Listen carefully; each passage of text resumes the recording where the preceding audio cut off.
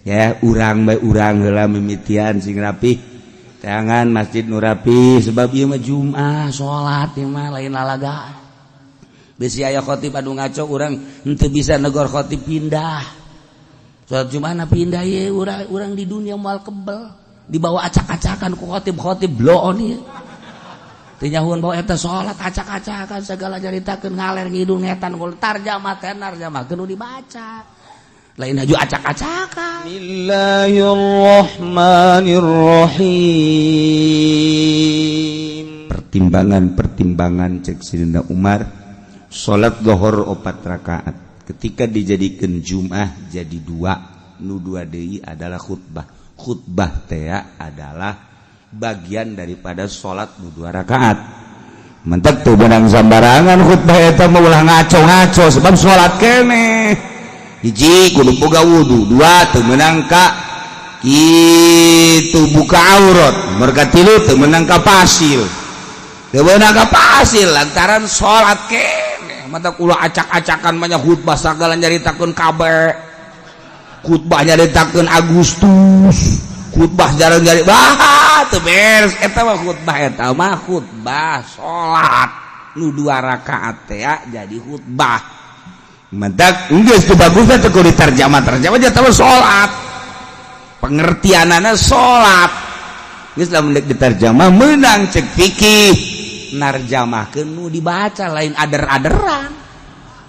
Ieu kuarikan ader-aderan tungtung nama urang jadi hebat henteu ngadengikeun khutbah sugan tambah takwa aja henteu. Ya karena itu tah geus bandingan bahasa Arab daripada besi ngarusak. Meundang diterjemahkeun narjamahkeun babacaan nu dibaca nu dibaca nangan sabaris ai ngacona mun henteu di tek ku masyarakat trek terus bae terus eta bangke turun khutbah maning dirantai khutib kos kitu asupkeun ka sumur nah eta jadi pengertian ada lain khutbah ceramah gaganti salat 2 rakaat mutatadina zuhur 4 jadi 2 deui jadi khutbah geus khutbahna teu meunang ngaco aya aturanna geus khutbahna ge kudu aya hamdalah kudu aya sholawat kudu aya Quran kudu aya wasiat kudu aya doa Allahumma ighfir lil mu'minina wal mu'minat doa eta teu sah salat kabeh. Tak perhatikeun aya aturanana ieu mah lain sa khutbah-khutbahna. Teu diuk teu sah. Sebab diangkat sarakaat. Geus dipisah 2 khutbah teh sarua jeung 2 rakaat diuk heula. Diuk karak nangtung deui. Mun neretet bae jana diukan. Heuy ai sia.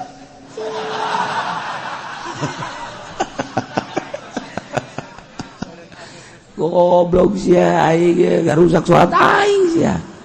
Nah eta lan mah khatibna kudu nu paham ulah tarjamah acak-acak ieu mah salat. Deuk khutbah mah nya deuk ceramah ketas Jumat atau meme Jumat. Tos ceramah sadakna nya da tekan budak ngebudak geus tah. Cenah nu ngadengekeun atuh karasa ku sia berarti sia teu dipake karasa. Ieu mah keur salat ieu mah ditah Allah. Tungtung nama pan kulantaran salat ieu kan anu ngadengikeunage teu meunang teu ngadengikeun idza sa'idal khatibu 'alal mimbar fala tatakallam wa ma yatakallam fala faqad lagu wa man lagu fala jum'atalah deuk kumaha coba di mana khatib naik ke mimbar ulah ngomong awas urang lamun ngomong berarti lalagaan sia lain keur salat wa man lagu fala jum'atalah teu boga jumat sia teu sah. Ye, atuh mah khatib barang lalagan. Bila perlu main coklak di dieu.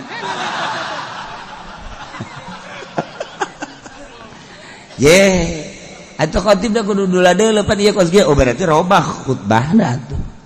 Geus babarodo masyarakatna, atuh khatibna kudu pinter. Oh, ngarusak aing khatib khutbah aing. Ulah dipaksakeun. Berarti barodo, geus atuh bere penerangan atuh ku khatib. Bere penerangan ulah datang ka ngarusak salat teh ieu salat Jumat teh rusak atuh kabeh di karubah. Dia acak-acakan tah ieu keur sakalian nyaritakeun Sidina Umar ieu bulan ieu nu mantap 40 gaganti takzir. Nah ieu ge khutbah gaganti salat. Nu 2 rakaat jadi khutbah. Hendak teu bisa teu meunang teu buka wudu hati-hati. Jeung teu meunang lalagaan. Urang bae urang nu ngadengekeunna teu meunang nundutan. Nya salat nundutan. Imam geus adzan Allahu akbar Allahu akbar Allahu akbar Allahu asyhadu an la ilaha illallah geus beres nangtungnya masih khusyuk jasa. Aju nu digigireun ngantep deui. Harum imam geus mulai Allahu akbar bismillahirrahmanirrahim nya kakara kudang. Ya deuk nangtung isin. Deuk diuk bae pan ada salat. Kumaha aingnya cek. Saya sih hade ya urang bae urang heula mimitian sing rapih tangan masjid nu rapih sebab ieu mah Jumat salat ieu mah lain lalagaan bisi aya khatib anu ngaco urang henteu bisa negor khatib pindah salat Jumat na pindah ye urang di dunia moal kebel dibawa acak-acakan ku khatib bloon ieu teu nyahuan bawa eta salat acak-acakan segala caritakeun ngaler ngidul ngetan kul tarjamah kudu dibaca lain haju acak-acakan hai tarjamahkeun alhamdulillah hamdan katsiran alhamdulillah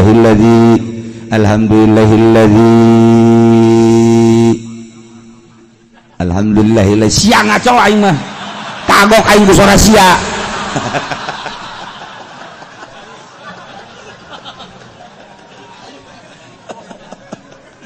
aduh masya Allah. Nah tarjamakeun terus ayat terjemahkeun wasiat terjemahkeun aya ditarjamakeun mah peuteuna naon narjamakeun usikum iya ya taqwallah kula wasiat ka kaula jeung kamareh kabeh takwa ka Allah sing hararade teu naon tah beres Jumat imamna main catur pan tadi usikum ayuhan nas tegap ayuhan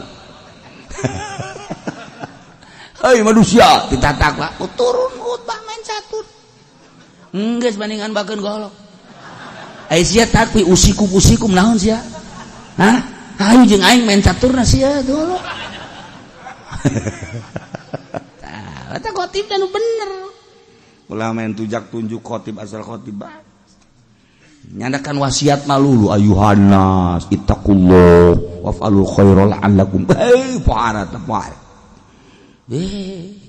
urang-urang kadinya da ka khotib Assalamualaikum salam jangan nonton TV aing teh senang khotib kos kitu. Ya Allah ya Rabbi ikan sholat masalahna ai ceramah mah kipudoli acak-acakan los utawa lain sholat tamanya nama sapira bisnis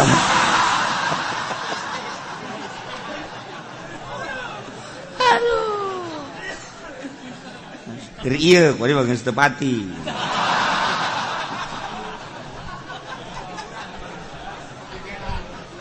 ya Allah ya Rabbi karim karena perubahan-perubahannya nama daerah perubahan sih atau bencana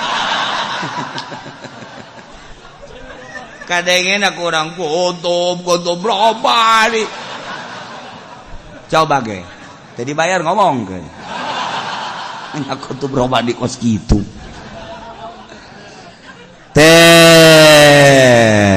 iya khutbah berarti ganti soal sing ade geus hati-hati degekeun kurang perhatikan lengan orang temenang uca aco kadia itu nunjuk doangnya nunjuk jadi masalah masa ke sholat nunjuk waman lago fala jum'atalah lalagaan berarti tunjuk ngomong ngobrol fala jum'atalah tesah jum'ana sia eta cakang jeung nabi sok dibaca kurang iza saidan khatibu alal mimbar fala tatakallam wa may yatakallam faqad laga wa man laga fala jum'atalah orang deungeut siang teu jum'ah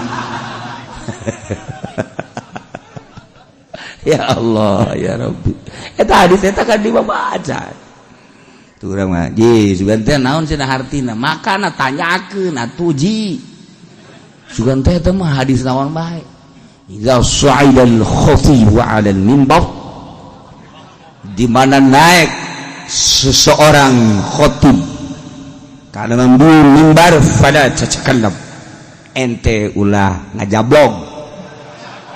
Wa may yatakallam, sahaja lamun ngomong faqad lagha, berarti heureuy lalagaan. Wa man lagha fala jum'atalah, cak Kangjeng Nabi jelema lalagaan berarti teu sah Jumat. Tah abeh tenget urang besi salat di lembur urang terjemahanana ngaco, urang negor teu bisa pindah. Salametkeun awak urang di akhirat aing, waduh kos kiamat ieu pan salat ieu mah lain ceramah ieu mah lain. Madak kula pernah di Garut Pajubah, terus di Bandung salat Jumat milu, begitu salat Jumat waduh ngaco ieu mah khutbah acak-acakan kieu, langsung zuhur. Nah zohoran sholat salametkeun sholat, waduh bahaya.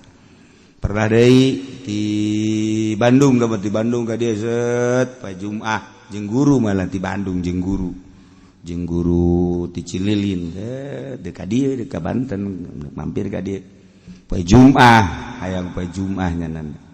Pas itu harita pada larang langsung sholat Jumat di Cililin, rada beurang sholat Jumat pada larang sarua Jumatna kos gitu Noel zuhur acak-acakan khutbahna salametkeun diri urang, tapi ulah jeung fitnah tegor heula ieu teh kapan khutbah ieu mah gaganti salat teu meunang ngaco, lamun nyana ngaco bae terus bae pindah.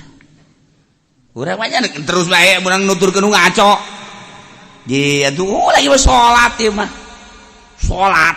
Ah ngantek sing hade, salamat kan bae. Engke ditanya pan, "Mun mah haji deukeut ka masjid ieu sih kok masjid ka ditu jumahna?" Teu meunang gara pindah-pindah kumaha aing bae. Geus bongan sia ge kumaha sia. Atuh aing kumaha aing. Lain mah haji pan eta teu kapisah masjid imah. Kajeun. Aing mah geus ngaji kos kieu ge sia. Moal so amat aing kadang-kadang sok. Tungtung mah gelut bae di dinya. Ayo salametkeun si gade. Urang kan moal kebel di dunia, ajung ke di akhirat urang aduh lamun ka neraka ku gara-gara urang salat Jumat teu ditarima deui kumaha coba. Ye, ieu salat Jumatna cek malaikat teh rusak. Padahal mah teh nyaho, pan sia ngaji bae. Tadi dengekeun, saekeun sulusia ku aing sia. Cek malaikat, neraka sia. Lha kumaha mah urang emang Sayyidina Umar bisa ngalawan ke malaikat. Potongan urang mah pan gepeng. Bisa tah, mantap ke Sayyidina Umar, urang minta tulung ka Sayyidina Umar. Umar tulungan ye, aing jatuh wau ka sia. Sia tilok hadiah, tilok naon tilok aing. Henteu kumaha coba. Je, tah badak salametkeun. Rapihan ibadah orang, rapihan supaya mantap ka Allah. Teu mantap urang pan sesuai urang syariat saha nu bogana Allah, nitahna ku batu Allah, ulah sok dimodif-modif. Turun ayat wa idza quri'al Qur'an fastami'u lahu wa ansitu la'allakum turhamun. Wallahu a'lamu bimuradi, ayat ieu teh diturunkeun dina ngalarang ngomong, ngalarang ngobrol, ngalarang berbicara fil khutbah dina waktu khutbah. Lantaran harita urang Arab teh ketika khutbah teh ieu nyana ngobrol-ngobrolkeun urusan perdagangan, urusan kahirupan. Keur khutbah teh bising, maka turunlah ayat wa idza quri'al Qur'an fastami'u. Nu mantak dibahasakeun Al-Qur'an padahal na khutbah lantaran di jero khutbah teh aya Qur'anan, cek sakaol mah Qur'an secara mutlak. Aya deui jelema keur salat urang Arab di Madinah, begitu keur salat ngarobrol. Nah eta ngalobrol teh ngaganggu karena sholat, maka dicarekan ku Gusti Allah turun ayat ieu wa idza quri'al Qur'an, pan keur sholat teh baca Qur'an. Bismillahirrahmanirrahim. Alhamdulillahirabbil alamin. Quran. Surat karituna. Bismillahirrahmanirrahim. Qul a'udzu birabbin nas. Quran. Eta teu meunang anu ngomong. Mantak cek mazhab Hanafi mah, cek mazhab Hanafi teu kudu baca Fatihah acan makmum lamun imam kadenge Fatihah. Teu kudu. Urang salat magrib kan kadenge Fatihahna. Allahu akbar imam. Bismillahirrahmanirrahim. Bismillah. Nabi mah sekadar penyempurna. Alhamdulillahirabbil alamin arrahmanirrahim maliki yaumiddin. Makmum teu kudu baca Fatihah. Geus asal kadengekeun bae eta ieu. Wa idza quri'al Qur'an di mana dibaca Fatihah. Quran teh Fatihah dina salat. Pas tami ulah dengekeun doa situ. Ulah aya umang ngomong. Perhatikan baik-baik. Salat jadi. Mazhab Hanafi. Teu kudu baca Fatihah nya. Geus bae. Imam ruku bilu Allah. Mantak ulah kaget lamun di Mekah. Ulah nurutan nyana ke urang nurutan nyana deui. Nya mah Allahu akbar. Nya mah nileug ka kali tuneulekeun. Teu keur gadekeun imam nya dan. Teu maca nya mah. Teu masalah. Nya mah mazhab nyana. Ai urang mah la salata liman lam yaqra bil Quran cak Kangjeng Nabi. Teu sah salatna lamun teu baca Quran. Baca Quran teh ente baca Fatihah. Maksud urang mah nyekalan eta mazhab Syafi'i mah bacalah Fatihah. Geus lamun kaburu mun teu kaburu teu kudu. Urang datang ke masjid, imam keur majeuna maca surat. Pas maca suratna Nas. A'udzu birabbin nas malikin nas ilahin nas min syarril waswasil khannas. Urang datang ka dinya. Allahu akbar. Alladzi waswisu fi sudurin nas minal jinnati wan nas. Kan langsung rukuk. Allahu akbar. Urang teu kudu maca Fatihah. Allahu akbar. Geus mantep, lu mantep kadatang ka dinya terakhir wae.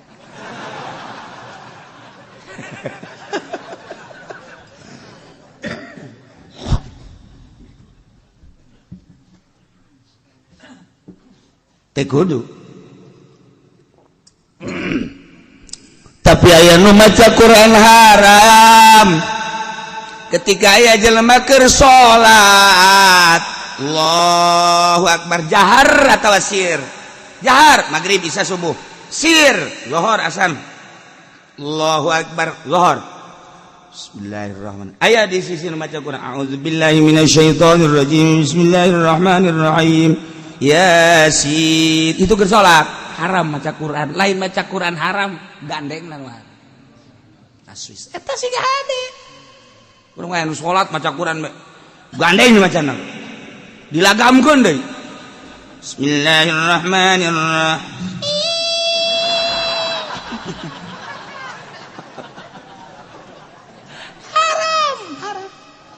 Haram.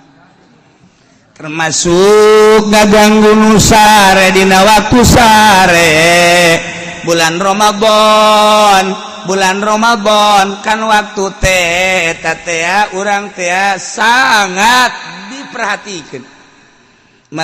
Tas maghrib langsung isya, tas isya langsung taraweh. Tas taraweh perlu istirahat sebab mungkin jam 2:30 atau jam 3 udang. Berarti perlu sare. Ngaji Qur'annya na awong-awongan saat batur istirahat haram lain mengajar haram lantaran ngaganggu batur cak datang aduh tak budak bener kita darus adupan aing waduh ieu engke kudu hudang deui coba cak awewe mampu aing mah nya salaki sok yang diladenan heula nyangke mas lebih berat awewe mah lebih berat. Masya Allah, ke jam 2 kudu udang masak. Aja kita gandeng bede di masjid baca Quran. Haram eta kos itu teh. Masya Allah aya waktu-waktu teu meunang. Naila wa idza quri'al Qur'anu fastami'u lah. Keur carita khutbah di mana-mana dibacakeun khutbah. Awas, dengekeun. Sehingga orang keur baca khutbah lamun teu ngadengekeun urang disiksa ku Gusti Allah. Bener kudu dengekeun pas tamiang ulah. Paham situ. Kudu perhatikeun bener-bener. Ulah-ulah ngobrol keur khutbah ieu, ulah-ulah ngobrol. cak-cakan isyarah make ieu beta make jemari make curug Arab dengekeun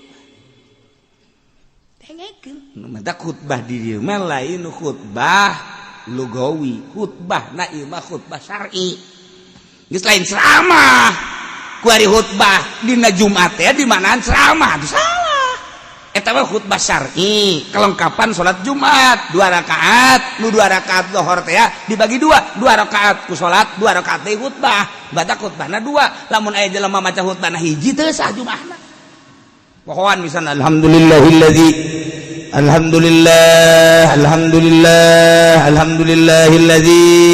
gitu jalla wa ala ahmaduhul yamin ayat wal ashkuruhu syukran wa fi'al bala atubu ilaihi kulli masyatin qala wa fi'ala syada la ilaha illallah wa salat terus a'udzubillahi minasyaitonir beres ngan sahiji doa ngaju Allahumma ighfir lil mu'minina wal mu'minat wal muslimin wal muslimat Jumat teh sah kudu 2 khutbah sebab gaganti salat zuhur 4 rakaat nu 2 jadi salat nu 2 jadi khutbah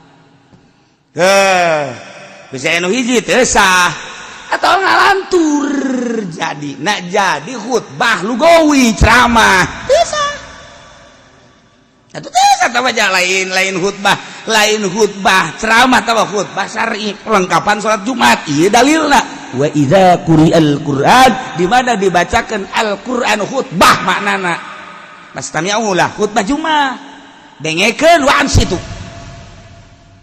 nengleng cicing nengleng teh cicing sebab ieu mah salat maknana khutbah eta maknana salat maknana eta salat das lamun dibacakan saudara-saudara sekalian hari ini adalah hari kemerdekaan 17 Agustus dengan demikian marilah kita khutbah Agustus dibawa ka masjid tolol budak deh sakitu ana mah geus teu masalah lah maka kita tingkatkan KB keluarga berencana aja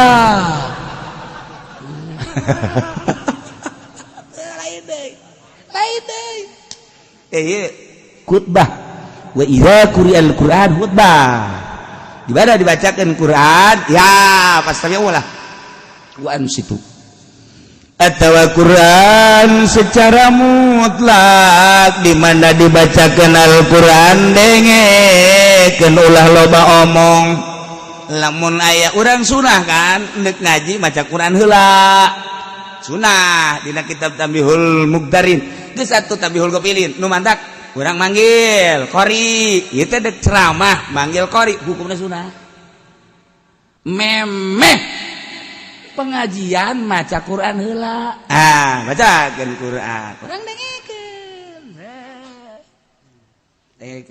lupa tali jeung pengajian tali jeung pengajian ieu teh deuk pengajianana muluran oh berarti wa ma arsalnaka geus ledeg da wa ma arsalnaka iya Rajab subhanallazi asra oh ieu teh deuk pertikahan wa min ayatihi eta sunah os kitu surang dengekeun ulah ngarobrol dengekeun ieu teh kan mukjizat Masya Allah lamun mujizat geus dibacakeun haji urang ngalantur berarti urang kahijab antara urang jeung mujizat ketika mujizat asup set ka diri urang ngadengekeun asupna ka mata nundutan berarti yang mujizat itu berat wa iza quri'al Qur'an di mana dibacakeun Al-Qur'an aya jelema maca Qur'an pastami'ulah maka dengekeun ku anjeun bacaan Al-Qur'an wa ansitu mane kudu serius nengleng cicing ulah loba omong anu engke balukarna la'allakum turhamun bakal menang rahmat ya Allah mujizat atuh kuari mah maca Quran teh kos kitu kori kurang bagus ma arsalnaka illa rahmatan turun banyak mustame kos kitu di Quran sakumaha naon aya kori kurang bagus turun namun bagus loh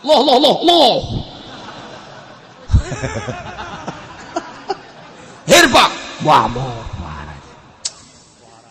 ulah orang biasa tenang tadi wa idza quri'a al-Qur'an fastami'u lahu wa ansitu la'allakum turhamun cicing dengekeun malah memperhatikeun naon kunjana dibaca teu makna naon arahna ka mana wah Quran teh geus jadi hiburan ongkos nyanyi ieu mah Quran teh masyaallah jadi geus adab mudah-mudahan maca Quran malah ya lamun aya jelema keur maca Quran qori aya kiai datang urang haram tah nangtung ka kiai haram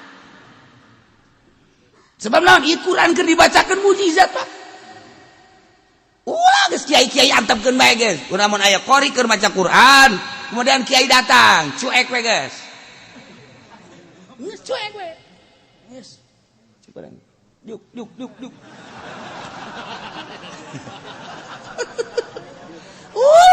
ulah ratung nggih atuh berarti kan muliaan mana Quran jeung kiai atuh jauh menung ke mana-mana ulah geus antepkeun mantap kiai nu bagus namun keur aya maca Quran ulah waka kadinya cicing mere kiai ulah menghargai Al-Quranul Karim ulah nyeun heboh set kiai atawa kiaina embung dihormat masalah cicing sia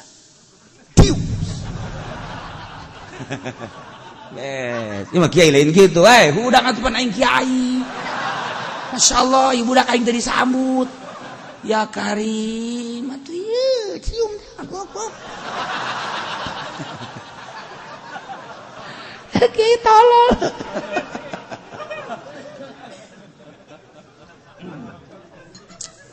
wa katabna lahu fil alwahi min kulli syai' geus tuliskeun isun abung cek Gusti Allah kaunan abung nuliskeun kanggo Kanjeng Nabi Musa kitab anu ditulis fil alwahi dina lauh min kulli syai'in tina berbagai perkara anu dibutuhkeun ku Kanjeng Nabi Musa dina urusan agama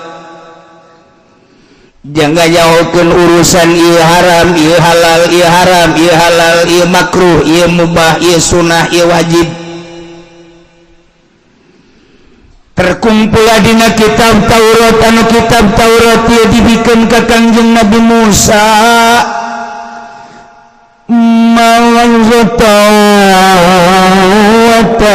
wa tafsila sebagai piwuruh petunjuk jeung sebagai pernyataan penjelasan likulli syai' kana setiap perkara ya Allah ya Rabb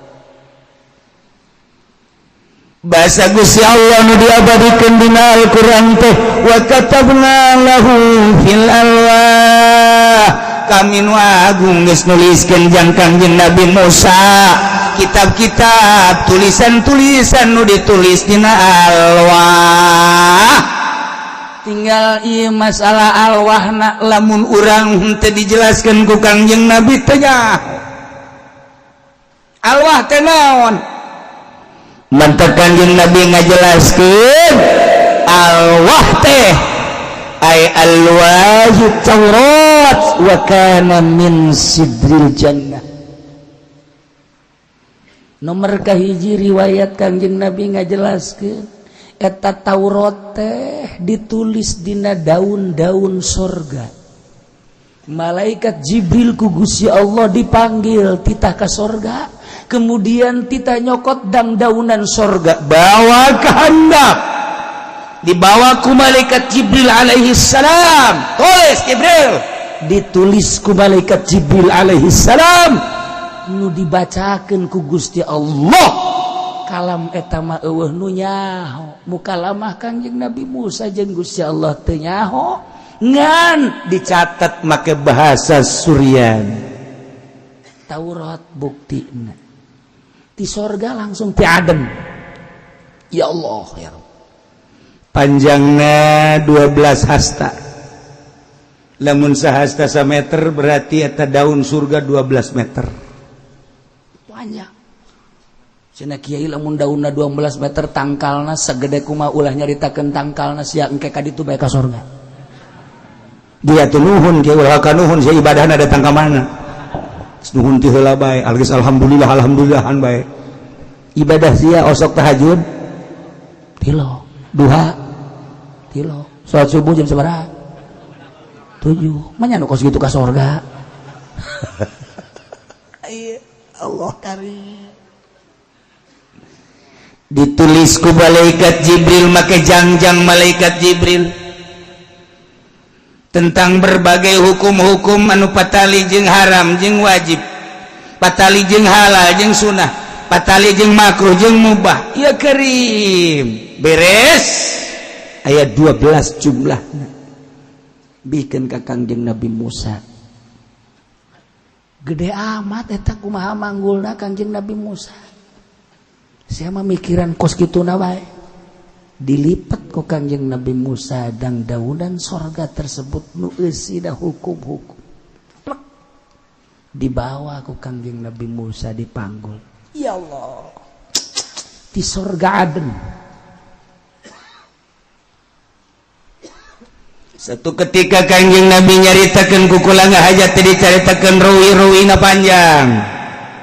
Geus urang mah janu bodoh ieu ngajina. Ngan Kangjeng Nabi nyaritakeun teh bahwa eta Taurat teh ditulis ku malaikat Jibril alaihissalam dina inten Zabarjud. Cek sakaol Kangjeng nyarita inten Zamrud 7 biji inten. 7 atau 10. Siapa nyaho ka inten Zamrud teh ngan seukur sagede kieu kan. Dibeli 400.000, 1 juta, 10 juta, 100 juta dipake cincin. Atuh inten ge gede 12 meter. 12 meter inten Zabarjud atau batu Zamrud di surga. Menang mawa malaikat Jibril. Lesa.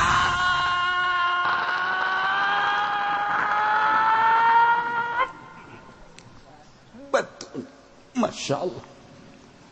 Nu mantap kamari urang keur zaman batu kararieu bae ge dilesaka.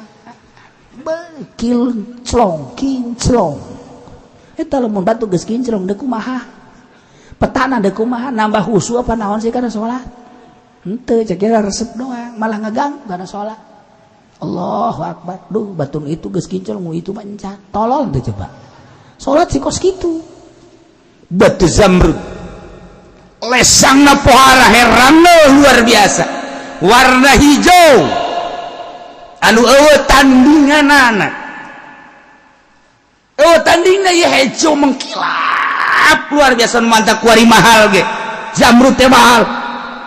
Ieu teh tulisan kitab Taurat ditulis tina Zamrud. Masya Allah, ditulis ku jangjang malaikat Jibril alaihissalam tentang hukum-hukum larangan haram, tentang hukum perintah wajib, tentang hukum-hukum sunnah mubah dan lain-lain sebagainya. 12 meter panjangna mangkaning 10. Tertera tulisan di dinya. Haju kubaha eta Kangjeng Nabi Musa mawana dikersakeun ku Gusti Allah. Mukjizatna dibere eta batu teh sakumaha urang nyekel kertas bae. Leles sakumaha leles ta besi di leungeun Kangjeng Nabi Daud alaihissalam. Nemantak urang lamun ngadoa Allahumma layyin qalba sarwiti kama layyantal hadid li Daud alaihissalam.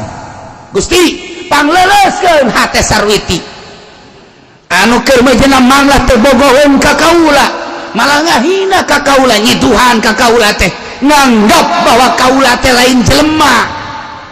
Pajal kamang mangkula di hari penyana. Gusti pangleleskeun kama layyantal hadid li Daud alaihissalam. Sakumaha Gusti ngaleleskeun besi di leungeun Kangjeng Nabi Daud alaihissalam. Beres ngadoa, masyaallah sarwiti datang. Kapending.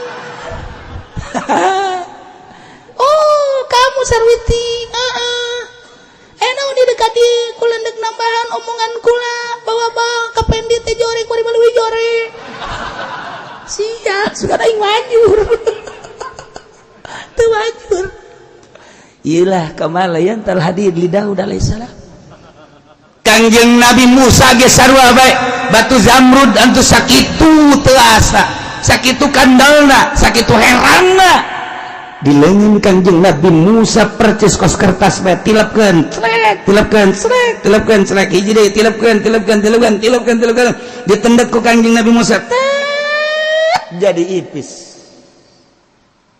Masya Allah lain letik-letik jelema Kangjeng Nabi Musa alaihi salam lain sekedar muka lama jeung Gusti Allah ketika dibere mukjizat kitab Taurat ku Gusti Allah nu ditulis cek sakaol tina daun sorga cek sakaol Kangjeng malaikat Jibril nyokot batu nu bagus pang bagus tadi sorga zabarjud atawa zamrud gede panjang lebar herang tapi di leungeun Kangjeng Nabi Daud bahkan jadi Musa setelah ditulis kitab Taurat tersebut diletikeun ku Kangjeng Nabi Musa Masya Allah ditilep hiji deui ditilep ditumpuk ditendek ku Kangjeng Nabi Musa set jadilah Taurat buku ya Allah ya Rabbi diabadikeun dina Al-Qur'anul Karim urang teu kazamanan ka Kangjeng Nabi Musa alaihissalam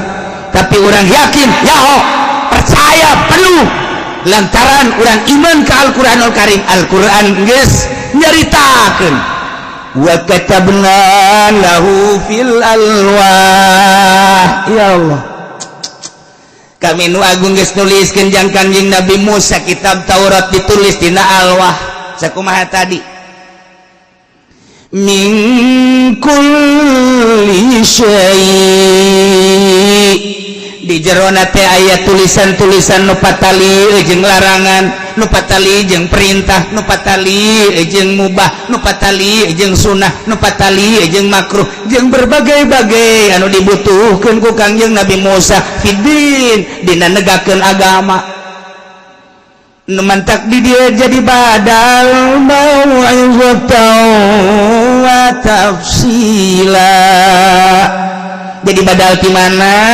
jadi badal tina mingkul syai majer ku badalna mau izotan nasab jer sote dina zahirna lantaran ai mahal nama nasab wa katabna lahu fil alwahi min kulli syai eta teh jadi mapul tina lapad katabna geus satu berarti ari mahal nama nasab nu mantap di dieu badalna ge mau izotan wa tafsila nu teu mondok mah puyeng pokoknya nutung mondok mah puyeng nu mondok ge puyeng tuh mantak badal mantak jalal wanin ngajelaseun badalun minal jari wal majruri qablahu mau izatan jeung wa tafsilan teh mau izatan dari badal di mana minal jari wal majrur qablahu memeh ieu geus mau izatan teh jadi badal tina min kulli syai tafsilan mah diatepkeun kana mau izatan ieu carita maca. Iya cina kiai hese amat aing hese kumaha sia cek kiai nu bisa tuh sakitu bae hese hampura tuh henteu cenah kula ge sarua hese hese mun can dibongkar mah urang lamun belut di jero aing can diasupkeun mah leungeun ka jero can kacekel barang dicekel barang diasupkeun mah ka jero guriwal aya empuk horeng masyaallah naon belut sia masuk aju keong-keong maksudnya ngasupkeun leungeun kadinya beudang empuk naon belut saya pikiranna ngeres aju ka ditu bae kalau di imah Taurat turunkeun ku Gusti Allah tulis ku Kangjeng malaikat Jibril alaihissalam ngan sakadar wa katabna lahu fil alwah tengah jelaskan cara nulisna ketika orang tadi jelaskan cara nulis teh Kangjeng Nabi wala sok aya nyaho tama urusan Allah maksudnya cara-cara nulis malaikat Jibril kumaha Allah tengah jelaskan ulah sok aya nyaho geus sakitu bae geus ngadu jelas Taurat aya dicekel ku ari ku Yahudi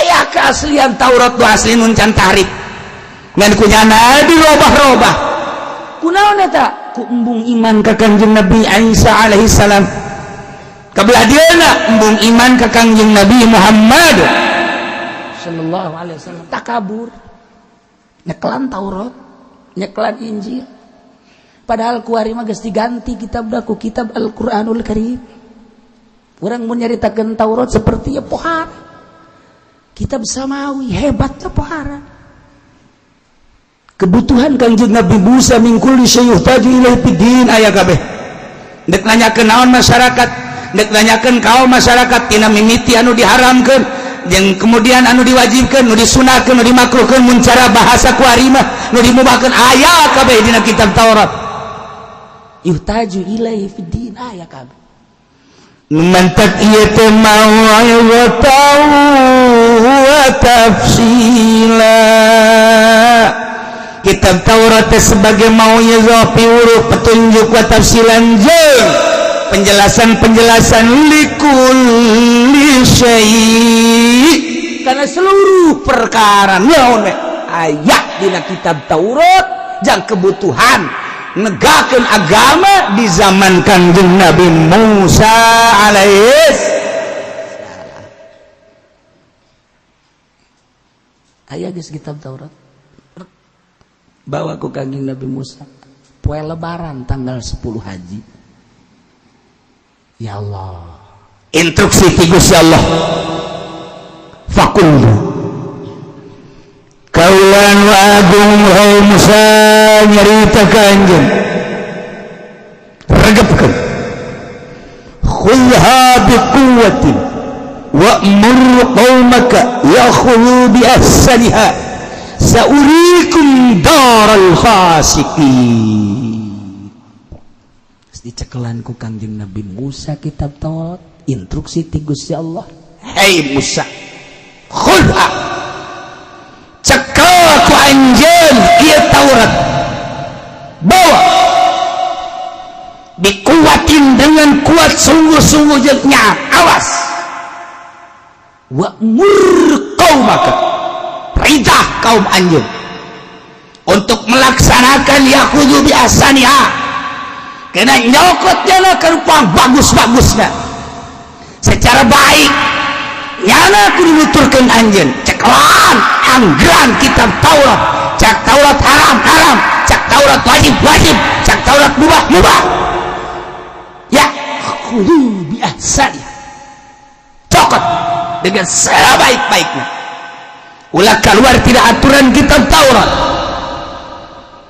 dengekeun Musa saurikum daral fasiqin kaulah bakal ninggalikeun ka anjeun karena desa-desa tempat-tempat kampung-kampung jelema nu pararasek ti mimiti Firaun Mesir nu kamari jeung anjeun pesetuan anu kuari Mesir geus penghuni jelema pasek bejakeun ku anjeun Mesir teh anu dicicingan ku jelema pasek paehna ditereu ku laut saurikum darul fasikin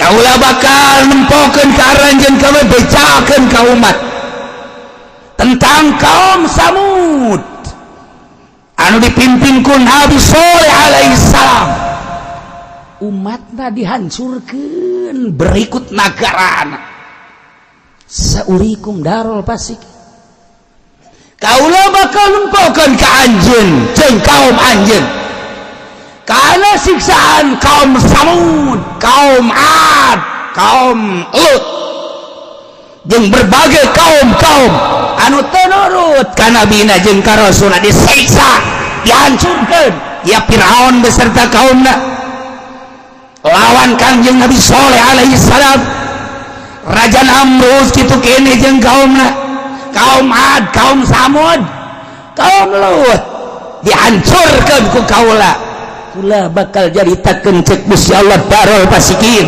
pecakeun ka kaum tapi kaum anjeun nurut ka anjeun ulah nyieun macem-macem mangga Gusti cek Kangjeng Nabi Musa alaihissalam dibawa ku Kangjeng Nabi Musa ka negeri Palestina ka Israel, dibawa ku Kangjeng Nabi Musa ka Yordania ka Mesir, dibawa ku Kangjeng Nabi Musa ka Syria, Syam, Timur Tengah. Harita jajahanana adalah Israel. Kangjeng Nabi Musa ngembangkeun agama, dibere mujizat kitab Taurat, dibejakeun ku Kangjeng Nabi Musa ka kaumna, kade kudu cekelan ieu kitab Taurat sebaik-baikna, maju mundurna berangkat kumaha cek kitab Taurat. Aya larangan dina kitab Taurat ulah dipaju, aya perintah cek kitab Taurat laksanakeun. Ya yakhudhu biahsaniha. Bari Kangjeng Nabi Musa teh ngabeja-bejakeun saurikum darul fasikin, Gusti Allah bakal nempokeun kaum-kaum anu teu nurut ka rasulna. Toh deuleu Mesir, toh deuleu Yordania, toh deuleu kaum Ad Yaman, toh deuleu Syam, Namrus, Baghdad dan lain sebagainya. Saurikum darul fasikin, khususna Kangjeng Nabi Musa alaihissalam. Umumna jang urang Gusti Allah nyaritakeun ka Kangjeng Nabi Musa, Kangjeng Nabi Musa tita nyampaikeun ka kaumna naon bedana atuh jeung urang. Sarua jeung hei bangsa Indonesia, ceklan kitab Al-Qur'anul Karim. Cak Quran wajib laksanakeun, cak Quran haram tinggalkeun, cak Quran mubah gae pilih ku anjeun, cak Quran makruh wayahna kade. Cekelan ieu Al-Qur'anul Karim sapageuh-pageuna sakuat-kuat jeung sabagus-bagus moal kebal hirup di dunia. Cak Gusti Allah saurikum darul fasikin, kaula bakal nempokeun ka aranjeun kabeh desa, kampung, tempat, negara. Jelema anu pararase kabeh urang deuleu gara Mesir nu baheula dicicingan ku Firaun. Firaun kanyut berserta kaumna karena nyana teu nurut ka Gusti Allah. Deuleu Yaman, kaum Ad siksa ku Gusti Allah. Deuleu Yordan, kaum Samud, deuleu di Yordan. Tuh Kangjeng Nabi Lut alaihissalam dibalikeun taneuhna. Tandus datang ka kuari. Deuleu Raja Namrus, hayu deuleu saurikum darul fasikin. Wah urang ulah jauh-jauh nu baheula atuh kuari bae deuleu Aceh disunamikeun kade. Aya naon si Aceh sangkilang negara urang kadenge nama Serambi Mekah tapi kedahsyat amat sampai ratusan juta pae. Aceh didinya lah tempat jelema-jelema anu bisnis ganja. Geus teu kudu dicaritakeun datang ka kuari lain tararobat masih ke ganja ku Gusti Allah dijadikeun dihareupeun imah tukangan imah geus puguh di pegunungan. Daharnya nama make ganja. Lain teu aya kiai geus capek caritakeun haram teu didarenge ku umat. Aceh, Serambi, Mekah siksa ku Gusti Allah. Urang lamun caritakeun Gunung Galunggung Tasikmalaya, urang lamun caritakeun Tasikmalaya negara, kota santri, kota pelajar Jawa Barat, Tasikmalaya. Panglobana kiai Tasikmalaya, ustad Tasikmalaya, santri panglobana Tasikmalaya. Kemajuan segala rupa Tasikmalaya. Tapi ingat, Oma Irama urang Tasik, Epi Tamala urang Tasik, Ice Trisnawati urang Tasik. Sadai sia leuwih nyaho tibatan aing. Hah? Tuh, aing pajarna mah ku urang luar mah nang aing bae. Ieu lain nang jamaah goblok. Hayu di Tasikmalaya emang kumaha kitu timbul Tasik karena baju ya kos kitu. Lamun kula nyaritakeun ye seluruh band-band Indonesia pangheulana nyaba ka Tasikmalaya. Carang Tangerang ngadatangkeun Dedi Stan sacarang, ngadatangkeun Ucok Harhab Tangerang carang, ngadatangkeun bangsa penyanyi band kelas nasional carang di Tangerang maka kara kuari-kuari baheula Tasikmalaya lain lalagaan. Di Tasikmalaya pangheulana mabok, Tasikmalaya pangheulana timbul segala rupa Tasikmalaya, kredit ala Tasikmalaya segala rupa aya. Di Tasikmalaya teh lain lalagaan urang nyaritakeun pondok pesantren modern maju Tasikmalaya, nyaritakeun pondok pesantren salaf nu jadi wali Tasikmalaya, bahkan lamun urang nyaritakeun Syekh Khalil kitu nu kurang di jarahan teh Abdul Muhi pamijah Tasikmalaya nu mantak eta Syekh Abdul Muhi teh boga tetengger di mana abdi cicing moal dituduhkeun di tempat anu ibadah ka Gusti Allah moal wali mah begitu geus cicing di Garut kita pindah ku Gusti Allah Tasik Garut bacan sabaraha kata asik setiap tugas wali cicing didinya berarti didinya loba musuh-musuh Allah sakumaha nabi nu matak diturunkeun di Mekah musuh Allah na ambalaya, diturunkan di Baghdad musuh Allah na, turunkan di Syria musuh Allah na ambalaya, turunkan di Mesir musuh Allah na ambalaya. Nu mantak di Cikupat teh diturunkan nabi balener jelema. Ulah ka amin sia. Ya Allah. Urang kerja ditakeun ku naon galunggung. Lain timbul ti sungut kula, tapi timbul ti guru kula ketika kula ka Tasikmalaya jeung para santri jeung guru. Yuk coba orang nempo kaditu cek almarhum ajengan imam. Coba ayo orang nu boga duit ala kadar belikeun ka Supermi atawa orang meuli bacang. Ayo kabehan. Ieu ke dulu orang berangkat kula. Terus kata Tasikmalaya sedihna luar biasa ningali kam-kam, ningali di desa-desa, di balai desa, ningali di berbagai tempat. Masya Allah tidak terkecuali orang kaya orang miskin. Ajengan nyarita terang teh nu mantak ieu galunggung bitu kami ngadarengekeun henteu zina loba di dieu, mabok loba di dieu, jelema nu korupsi loba di Tasikmalaya, nu ngeridit loba di Tasikmalaya. Lain cakula cak guru kula nyampekeun ku hari beusi kasinggung urang Tasik di dieu. Cak orang Tasik muda ini nyahol nyawa tisia cenah kiai. Ai kitu onam nuhun. Tasik mah kumaha? Ji dongeng ajengan teh tuh rancapaku. Tuh anu didongengkeun nya nyaho. Murid akang teh tuh di ditu teu bener. Murid akang tuh di ditu teu bener. Teu ngaku ka guru, lain teu ngaku lantaran haju ngeridit ke. Dongeng kula di ditu. Masya Allah. Geus beres dongeng haju karak neuleuh deui ka desa. Didinya ditampung tadi balai desa nu kula kuari kainget-ingeteun hiji doang aya awewe geulis jasa di juru. Masya Allah eta doang kadedeulekeun datang ka kuari. Haju pada hari tadi bawaan ka Jakarta saha nu endeg caka teh kula aing mawa bae kitu hiji eta tah. Tuh lain gitu dina harti teu jore teu geulis teu kaya teu miskin ngahiji bae di balai desa, ngahiji bae di bangunan itu, ngahiji di musola di masjid. Masya Allah karim galunggung eta teh kunaon eta teh makhlukna kaumna geus kaluar ti aturan Al-Qur'anul Karim. Mun urang neule Bandung mantak di Bandung digoyangkan, di Bandung teh digempakan, saeutik 10-20 mah gak Garut loba nu podar Cianjur gitu kayak urang lamun nyaritakeun Padang datang ka kuari sabaraha ribu jelema nu teu puguh kuburanana diambleskeun ku Gusti Allah. Boro-boro di Padangna urang lamun neuleuh di dieu bae urang Padang mah teu meunang salah saeutik, dagang di mana bae di tengah jalan los Padang. Emang kumaha gitu? Pegu perhitungan, sukat sikut Padang. Asal geus datang Padang bae urang pribumi nyingkir kabeh. Ieu Padang. Jadi kalakuanana teh kos kitu tah Padang. Walaupun sebagian aya nu bener Padang ge sarua bae.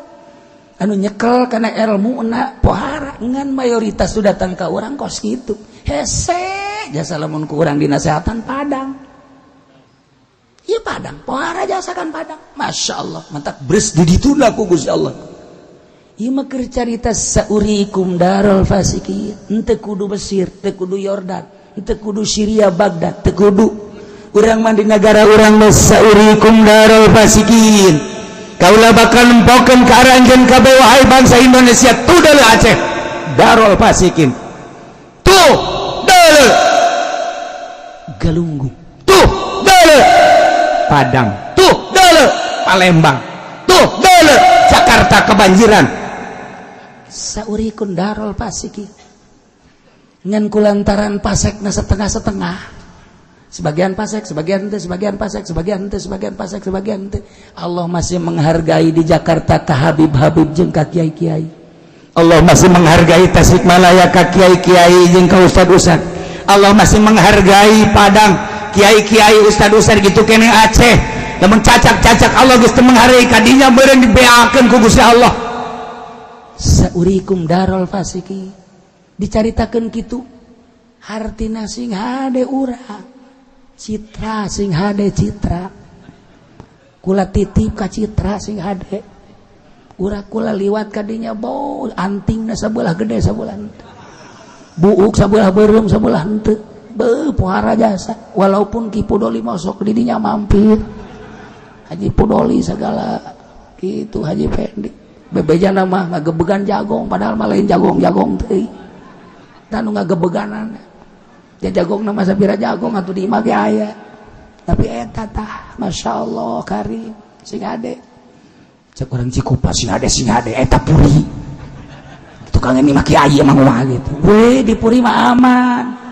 Sore-sore loba di dinya ge lain deuk maksiat teh memaraca sholawat di dinya kabeh. Di puri mah urang rajeg ka puri deuk baca sholawat, urang pangodokan ka puri deuk baca sholawat.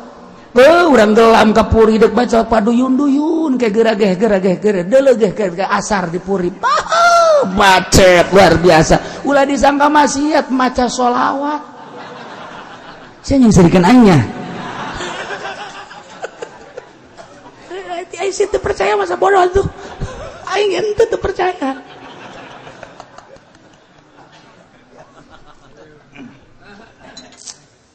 Saurikum darul fasiki. Numantak kula kadang-kadang aya hudang ti peuting ieu keur carita osok hudang inggis. Ya Allah ya Rabbi salametkeun abdi, salametkeun keluarga abdi, salametkeun tatangga-tangga abdi, salametkeun Gusti ieu kampung abdi. Lantaran abdi nyaho jasa ditukangeun imah teh masyaallah karim kararumpul jelema di dinya ikhtilat. Geus botip geus macem-macem dinya teh. Besi ku Gusti Allah ditimpahan ku batu. Besi ku Gusti Allah dihujanan batu. Besi ku Gusti Allah dibalikeun kampung teh. Ya Allah ya Rabbi. Tapi kula ngomong deui ka Gusti ulah waka atuh puri mah jalur leuwih dasar ge citra itu. Pohara. Itu bae heulanan sakula teh citra bae deuk dibalikeun masa bodoh. Cek urang cita pun kitu amat. Saurikum darul fasikin. Ya Allah ya Rabb. Masyaallah karim. Kanjeng Nabi Musa mawa kitab Taurat titip Gusti Allah ka Kanjeng Nabi Musa. Jalankeun kitab Taurat, kembangkeun di masyarakat, bejakeun larangan-larangan supaya ulah ngalaksanakeun, bejakeun perintah-perintah supaya ngalaksanakeun, bejakeun Musa ka kaum anjeun. Timur Tengah bejakeun. Mangga Gusti. سأصرف عن آياتي الذين يتكبرون في الأرض بغير الحق. Musa kaula bakal mengkolkeun ka jelema-jelema anu sararombong tina ayat-ayat kaula nu ku anjeun dijelaskeun Taurat ka ayat ka umat. Kitab Taurat ku anjeun dibawa dibacakeun disampaikan ka umat. Ieu teh larangan kade ulah dilaksanakeun, ieu teh perintah laksanakeun. anjeun teh bakal dakwah seperti eta, tapi di tengah-tengah kaum anu ku anjeun didawahan teh aya jelema anu sombong ka bina-bina teu daek nuturkeun kana Taurat. Insyaallah cak kitab Taurat ieu teh larangan nya nama nabrak bae, cek dina kitab Taurat ieu teh perintah nya nama hare-hare bae. Deleung ke Musa jelema nu sombong teh bakal aya sa'asrifu an ayati alladzina yatakabbaruna fil ardi bighairi haqq, kaula bakal mengkolkeun tina ayat-ayat kaula, dalil-dalil kekawasan kaula, tidak dada melanjeng lain-lainna alladzina yatakabbaruna ka jelema anu tala kabur sarombong fil ardi di muka bumi bighairil haq, tanpa hak. bi an akhwalahum Ku kaula engke bakal dihinakeun sarua. Lamun tadi seurikum darul fasikin, jelema anu para rasek teh daerah-daerah tempat-tempat aku kaula bakal dibejakeun tah geus kukula dibejakeun engke di kaum anjeun aya jelema nu takabur tetep bae teu nuturkeun aturan-aturan kitab Taurat. Nah ieu ge bakal dihinakeun ku kaula sarua jeung kaum-kaum nu baheula. Fala yatafakkaruna nyana teu daek malalikir tetep sararombong bae. Dibejakeun ku dibejakeunna eta kitab Taurat, disampaikan ka kitab Taurat, tapi tetep teu jadi jelema eta teh engke bakal aya tatap jelema teh masih jekelan kana watak hawa nafsuna bae bakal aya. Lamun baheula kitab Taurat seperti eta amanat Kangjeng Nabi Musa sarua Al-Qur'an. Sarua jeung wahai kiai ulah kaget di lembur anjeun. Lamun anjeun nyampaikeun Al-Qur'an bahwa kreditan teh haram, tetep jelema ngredit bae. Mun anjeun nyampaikeun bahwa mabok teh haram, jelema marabok bae. Mun anjeun nyampaikeun zina teh haram, tapi tetep bae jelema zararina. Mun anjeun nyampaikeun bahwa korupsi teh haram, tetep bae pejabat korupsi. Ulah kaget.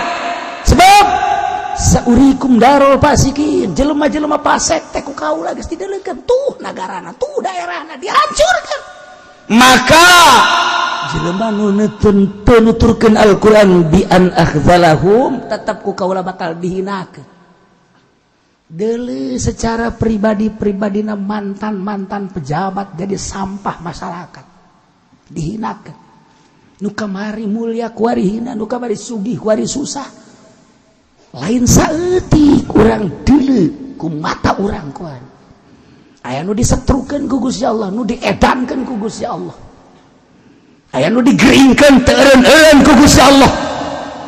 Anu teu inget nanaon ku ari teu nyambung jeung jelema. Kamari di bapak-bapak, di bos-bos. Ku ari dihinakeun ku Gusti Allah bi an akhzalahum.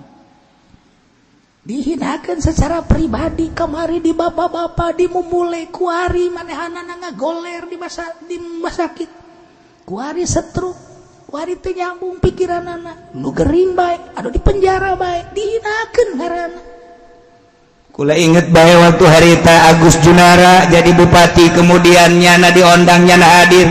Salah satu ucapanana nu nyentil ke para kiai. Cek nyana perayaan Maulid dirayakan, perayaan Aul dirayakan, wali-wali disebut, tetapi kenapa cakjana masih demen pakai samarenda?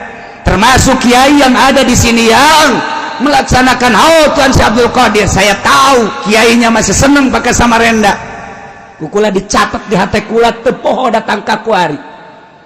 Begitu kula kapanggil dari jeung Agus Junara, sasalaman 4 mata mau diceritakan di mana-mana. Kukula diceritakan sasalaman. Sebentar lagi Pak Bupati akan dihinakan oleh Allah. Sebab sudah menghina wali-wali Allah di tempat orang ramai. Jangan tanyakan ke Agus Junara, ngariku keneh ku hari ini. Kula ngomong 4 mata, henteu dindol baja lemah. Sebentar lagi akan masuk penjara. Kulang mah ngomong gitu ge padahal mah teu ngadoakeun lillahi taala demi Allah henteu eta ngomong gitu ge kalau pasan ngomong eta mah kalau pasan ngomong begitu Agus Junara tek masuk penjara. Ya Allah ya Rabbi hampura abdi teu ngadoakeun Gusti eta mah kalau pasan ngomong karena nyana teu menghargai kiai-kiai, karena nyana teu menghargai wali-wali, karena nyana teu nyahueun kumaha hatena para wali Allah. Ulah neuleuh samarendana, ulah neuleuh jubahna, ulah neuleuh naon kitu ngaranna sorbana, tapi nyana can nyahueun hate-hate jelema. Lamun neuleuh jubahna, neuleuh sorban, neuleuh samarendana, katitu atuh kabeh ge jelema. Berarti anggapan nyana wali teh jelema rudin kos jelema tukang kitu sol sapatu. Salah, eta mah satu perjalanan. Geus datang ka derajat mah atuh teh urusan Allah ka ditu mah.